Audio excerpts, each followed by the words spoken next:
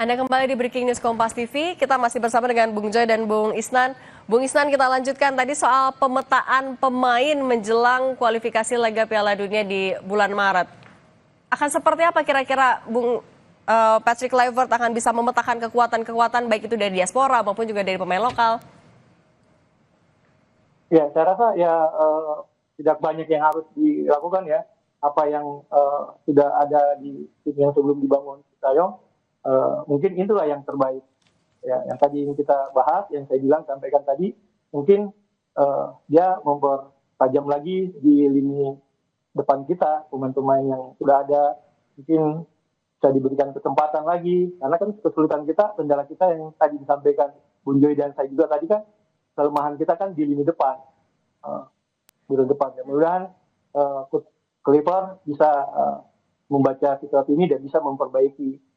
Untuk pemain, saya rasa yang paling konsisten ya di tim ini ya Rizky Ridho. Ya. Kalau dari Bung Joy gimana? Kira-kira apakah Patrick Kluivert akan mampu memberikan kesetaraan yang sama, kesempatan yang sama untuk pemain diaspora dan juga pemain lokal dengan waktu yang mepet banget menuju Maret? Sangat tergantung pada program yang akan dia jalani pada hari-hari pertama ini dia di Indonesia. Apakah federasi memberi banyak keleluasaan dan untuk Patrick Kluivert berkeliling dan diberi, jadi gini, kalau saya berpikirnya begini, dia pasti akan meminta data dulu pada orang-orang yang kompeten di federasi. Ada Indra Safri, ada Coach Nova, ada banyak orang yang pegang data pemain-pemain Indonesia sekarang. Jadi dia minta masukan dulu. Lalu kira-kira prosedurnya, silahkan lihat si A, si B, si C. Misalnya silahkan lagi lihat Radil Samdani misalnya, yang kemarin sempat masuk timnya Sintayong kemudian tidak lagi masuk gitu ya. Ada beberapa pemain kan. Karena pemain-pemain yang kemarin sempat di blacklist Sintayong bisa jadi main lagi ya? Oh ya bisa jadi juga karena memang kan kalau di tim nasional itu kan keluar dan masuk. Ya siapapun dimanapun siapapun keluar masuk, yang tadinya konflik sama si A balik lagi itu sudah biasa lah. Jadi nggak ada masalah.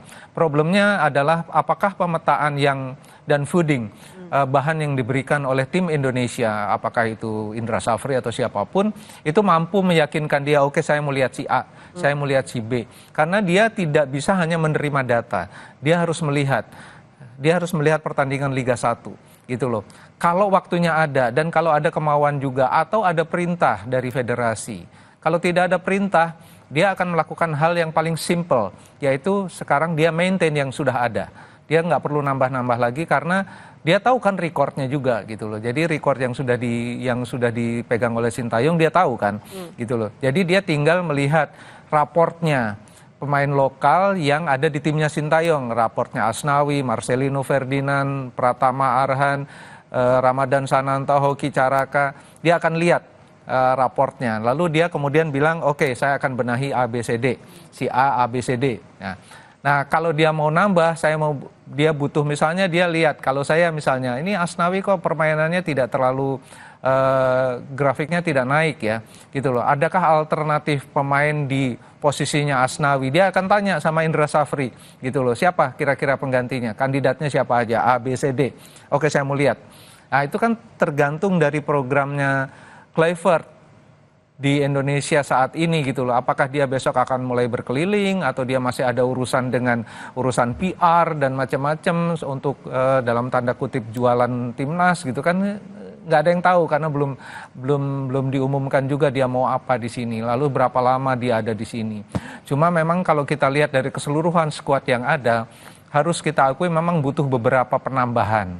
Apakah penambahannya dari tim Liga 1 di Indonesia, ataukah memang masih butuh diaspora atau apa, itu yang akan dirumuskan dalam pekan-pekan ke depan. Tetapi kalau kita menghadapi constraint waktu pada pertandingan melawan Australia yang tidak terlalu lama lagi, menurut saya persoalannya bukan di penambahan atau apa. Jadi tim yang sudah dikonstruksikan oleh Sintayong ini dilihat kelebihannya apa ditambah, dilihat kekurangannya apa, diperbaiki gitu loh. Jadi ini barangkali yang akan menjadi prioritas Kluivert dan timnya pada hari-hari ini. Jadi menurut saya kalau untuk menambah atau foodingnya pasti akan dari orang seperti Indra Safri, karena yang tahu betul Coach Nova, yang tahu betul kondisi pemain di Indonesia dengan semua aspeknya, itu mereka gitu loh. Jadi harusnya sih datangnya dari situ, baru Kluivert yang ikut. Dia mungkin bisa bagi tugas juga dengan Pastor, dengan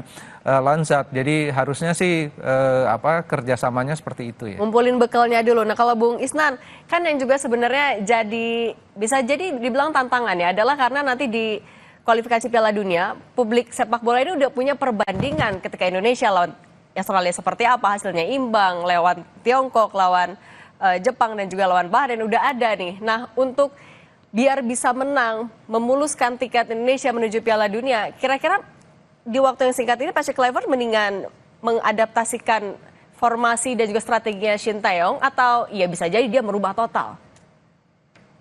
Ya, saya rasa kita bicara filosofi pelatih kan pasti tentunya karakternya berbeda-beda. Sintayong dengan datang ke Indonesia seperti apa, Kluivert datang seperti.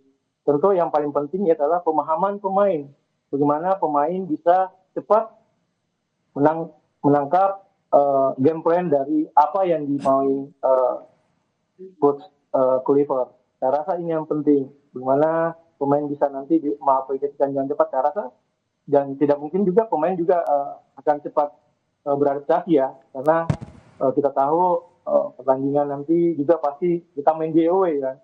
Jadi kesiapan keseluruhan semua tim juga kita perlu dukungan semua pihak, harus bersinergi untuk bisa memenangkan, karena kita harus optimis, karena kalau kita ingin lolos minimal kita harus menang 2 kali terus draw sekali kan. Jadi harapan saya tentunya kita bisa meraih kemenangan 2 kali dan draw sekali untuk meloloskan kita ke Piala Dunia.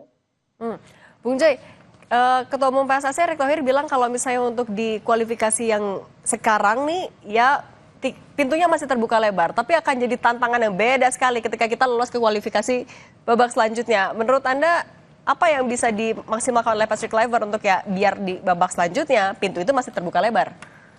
Ya, memang bicaranya step by step ya, harus lolos dulu. Kalau untuk lolos langsung sebagai peringkat kedua memang berat banget, karena ada 2 lawan berat yang masih harus dihadapi Indonesia, Jepang di Osaka, Australia di Sydney. Jadi peluang besar menang itu hanya lawan Cina di Jakarta, lawan Bahrain di Jakarta. Jadi maksimal poin yang bisa didapat barangkali cuma 6 atau 7 ya. Untuk dapat 8 atau 9 ya agak berat lah, dengan segala maaf harus dikatakan itu. Tetapi peluang masuk ke putaran keempat memang sangat besar gitu loh. Terutama setelah kemenangan melawan Arab Saudi. Ya kan, sudah 20 tahun lebih tidak pernah menang, bahkan selalu kalah lawan Arab Saudi, tiba-tiba Indonesia bisa menang. Kan itu moral boosting, ya kan. Yang kedua, setelah semua orang pada pesimis setelah kalah melawan Cina, tiba-tiba ada optimisme lagi yang melambung, dan kepercayaan dirinya begitu tinggi. Bahkan yang mencetak gol kan Marcelino waktu melawan Arab. Jadi ada harapan-harapan yang tiba-tiba muncul lagi. Bahkan saya sampai peringatkan karena tiba-tiba muncul wacana Indonesia bisa lolos langsung. Ya silahkan aja wacana itu, tetapi jangan sampai membebani. Karena kita tahu sendiri publik Indonesia ini begitu dijanjikan, begitu diwacanai hal yang sangat tinggi, kemudian akan membebani pemain. Membebani federasi juga, membebani pelatih. Ini yang menurut saya jadi kontraproduktif. Tetapi kalau step by step, karena kan sejak awal Indonesia masuk ke grup C, tidak ada satu orang pun di bumi Indonesia ini yang mengatakan bahwa Indonesia bisa lolos langsung. Bahkan target terbaik semua orang, federasi, semua pengamat, bahkan pemain juga mengatakan kalau bisa posisi 4 bagus, bisa posisi 3 bagus. Posisi 4 pun masih oke, karena akan lolos ke putaran keempat. Kalau lolos putaran keempat, kita akan menghadapi tim yang juga posisinya di 3 dan 4. Tidak seberat Jepang, tidak seberat Arab Saudi, tidak seberat Australia gitu loh. semua indikatornya jelas kalau itu gitu loh. Jadi peluangnya lebih terbuka lagi, tapi step by step gitu loh. Jadi jangan ada lagi wacana ini udah ganti pelatih setelah ditinggalkan Sintayong dengan konstruksi yang sudah begitu bagus, mau tidak mau harus langsung lolos. Jadi kita tahan dulu sebentar. Ini kayak Patrick Kluivert ya udah mulai terlihat di ini di Hotel Fairmont, saudara yang Anda saksikan di layar kaca. Patrick Kluivert, pelatih timnas Indonesia sudah terlihat keluar, artinya mau menuju ke Hotel Mulia Senayan Jakarta untuk melakukan konferensi pers dengan jarak yang tidak begitu jauh. Mungkin kemungkinan sekitar 15 menit lagi konferensi pers harusnya sudah bisa dimulai. Dan ini yang ditunggu karena apa yang akan disampaikan Patrick Kluivert kepada publik sepak bola, kepada pecinta sepak bola untuk meraih hati dan tetap menjaga asa agar timnas Indonesia bisa lolos ke putaran 4 di kualifikasi Piala Dunia 2026. Bung Joy tadi boleh dilanjutkan. Ya, jadi jangan sampai lagi muncul misalnya wacana-wacana yang menurut saya agak berlebihan ya. Berlebihan misalnya setelah ditinggalkan Sintayong ini mau tidak mau pelatih baru harus membawa Indonesia langsung masuk ke putaran final Piala Dunia 2026. Menurut saya agak berlebihan juga gitu loh. Ya teruskan saja apa yang sudah dilakukan oleh Sintayong kan. Konstruksinya kan udah benar. Maksudnya jalurnya itu udah dibikin oleh Sintayong gitu kan, tinggal diteruskan. Problemnya meneruskan bagaimana atau dengan seperti apa kan ini urusan pelatih yang baru. Ya support aja yang baru ini karena kan kalau saya bandingkan Sintayong itu kan kekurangannya dibandingkan yang tim sekarang adalah dia kan one man show gitu loh. Nah sekarang Kluivert dengan timnya. Dibantu Jadi dengan memang pelatih yang jadi ada kolektif kolegial di situ, tidak ditanggung sendiri oleh Kluivert. Ya ini yang menurut saya jadi nilai plus ya. Oke, nah ini tadi juga Patrick Kluivert ya udah dadah-dadah ke wartawan yang nunggu di Hotel Fairmont, udah berangkat. Informasinya bersama dengan Daniel Lansat juga sudah perjalanan. Tadi Ketua Umum PSSI Erick Thohir sudah duluan. Kita tunggu apa yang nanti akan disampaikan pertama kali oleh Patrick Kluivert ketika ia juga akan bertemu dengan pemain timnas Indonesia yang berada di Jakarta. Bung Isnan, tadi sempat disampaikan juga oleh Bung Joy, kalau ya jangan sampai target-target besar ini kemudian membebani Patrick Kluivert. Tapi kalau dari kacamata pemain, apakah sebenarnya target ini tuh membebani pemain timnas atau justru bisa juga memotivasi? Ya, saya rasa keduanya ya, bisa membebani dan juga bisa memotivasi pemain. Saya rasa itu normal ya, sebagai pemain. Ini adalah tantangan kepada semua yang ada di tim nasional, baik itu pelatih, ofisial, dan pemain. Kapan lagi ini waktunya kita untuk tampil kan, dimana kita harus berjuangkan ini yang disampaikan Bung Joy tadi, ya kita nggak bisa banyak merubah di timnas sekarang. Tapi bagaimana kita mensupport semuanya agar tim ini bisa berjalan dengan sesuai apa yang diinginkan federasi dan masyarakat dan pencinta sepak bola Indonesia. Oke, sudah bergabung juga bersama kami lewat sambungan Zoom, Sergio Van Dijk. Selamat sore, Bung Sergio. Selamat sore. Sehat ya? Selamat petang waktu Indonesia. Sorry? Selamat petang waktu Indonesia. Ya, selamat. Halo. Apa kabar? Bung Sergio, ini Patrick Kluivert akhirnya akan diperkenalkan pertama kali. Kalau menurut Bung Sergio, sebenarnya rekam jejak, kemudian cerita-cerita soal Patrick Kluivert, kalau di Belanda seperti apa? Anda pastinya di Belanda kan ya? Ya, saya sekarang di Belanda, di kota saya Assen. Oke. Dan di sana Patrick Kluivert sebenarnya rekam jejaknya seperti apa sih? Ya, dia pemain bintang di sini karena dia punya pengalaman bagus sebagai pemain. Dan juga udah bekerja untuk klub-klub yang top di Eropa dan untuk dalam media Belanda. Udah banyak kabar tentang Patrick Kluivert gabung timnas Indonesia dan ya banyak berita tentang ada peluang besar untuk lolos ke Piala Dunia. Tapi Bu Sergio, informasinya pernah bersinggungan di klub, betul-betul? Maksudnya dalam arti pernah dilatih langsung, pernah berkomunikasi langsung?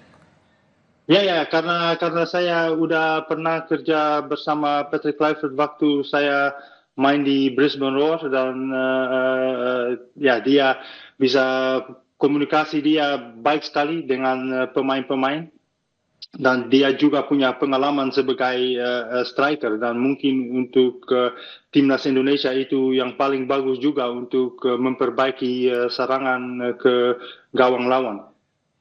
Gaya komunikasinya dari Patrick Kluivert sebenarnya kayak gimana ke pemain itu? Baik itu dalam arti seperti apa?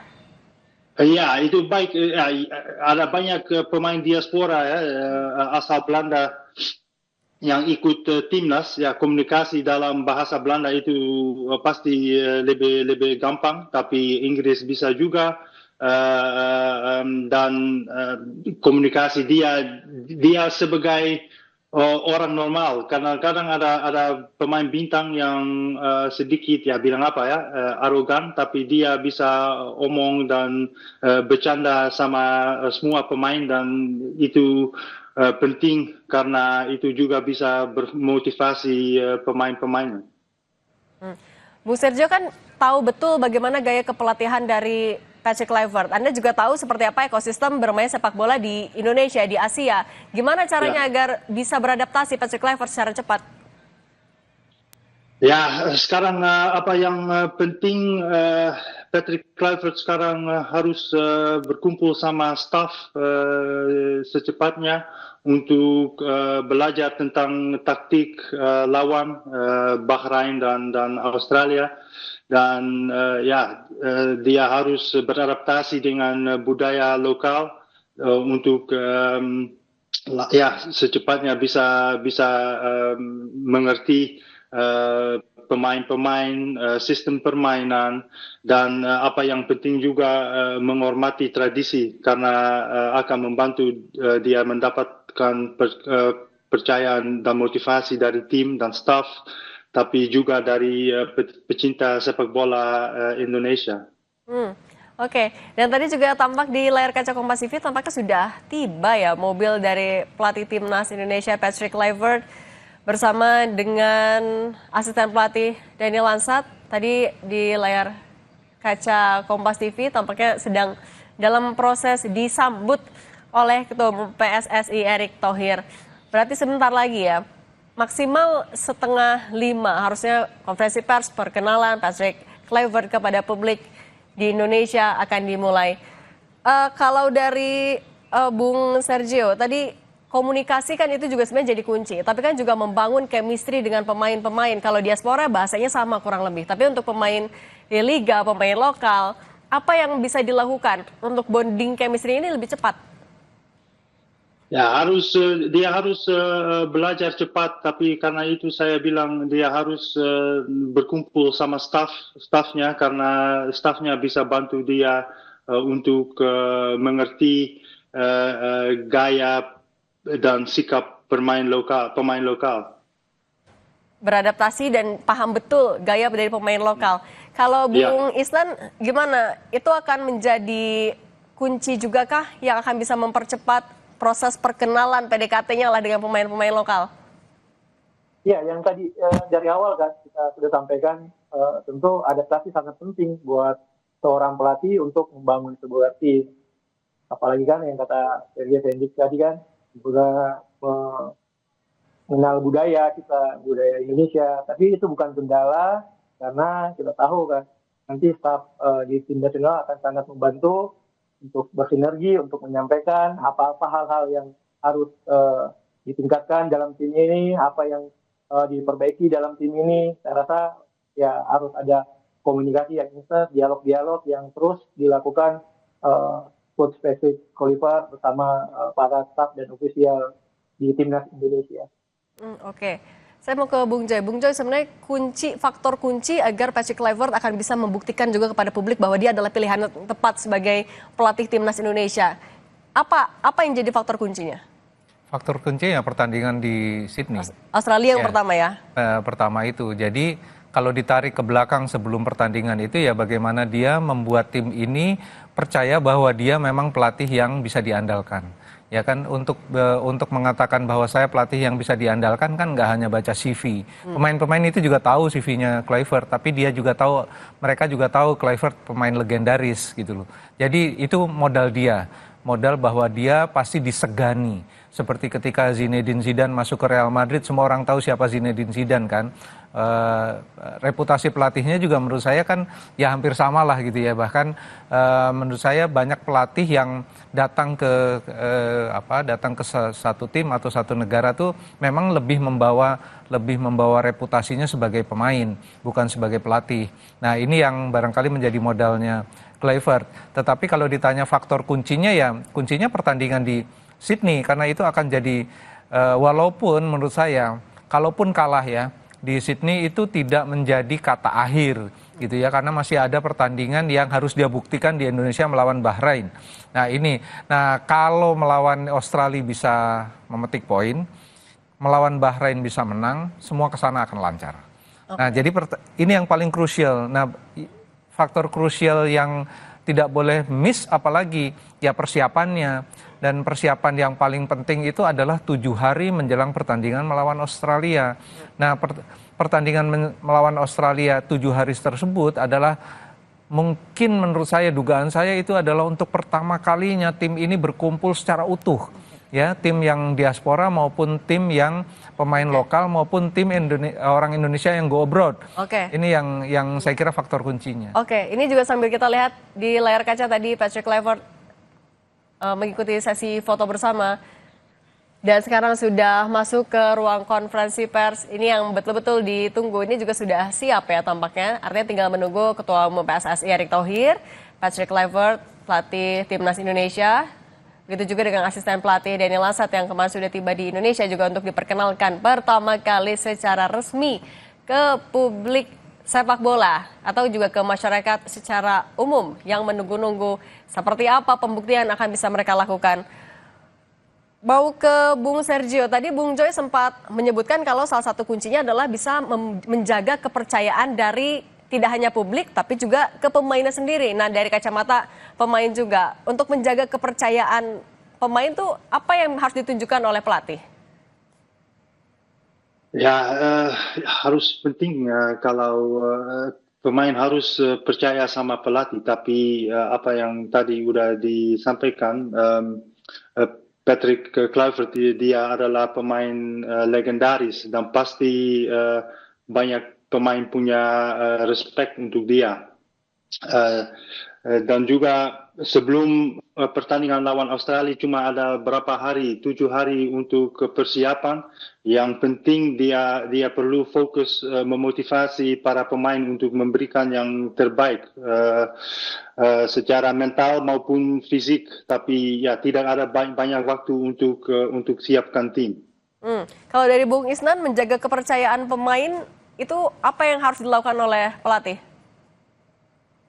Ya, saya rasa dengan ketegasan, sosok leader yang tadi disampaikan Bu Joy, Patrick, ya pemain pasti akan respect terhadap seorang nama besar Patrick Kluivert sebagai pemain. Ya, jadi saya rasa apa yang disampaikan, yang tadi saya bilang dari awal, itu semua pasti akan didengar oleh para pemain. Karena pemangku kebijakan di tim atau di lapangan kan seorang head coach.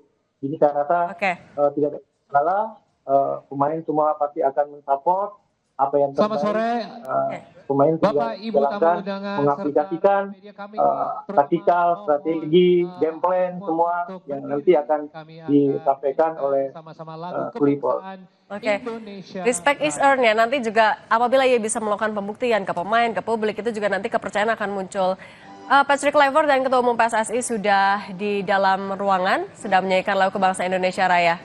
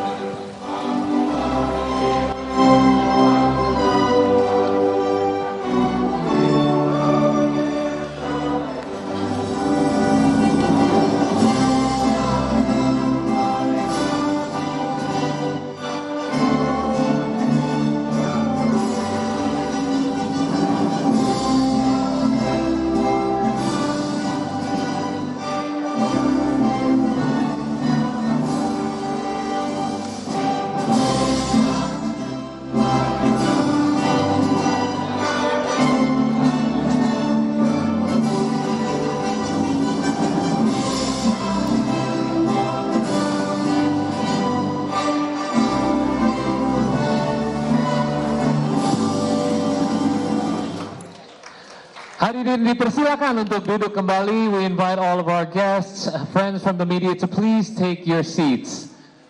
Rekan-rekan media boleh dipersilakan untuk kembali ke tempat duduk masing-masing.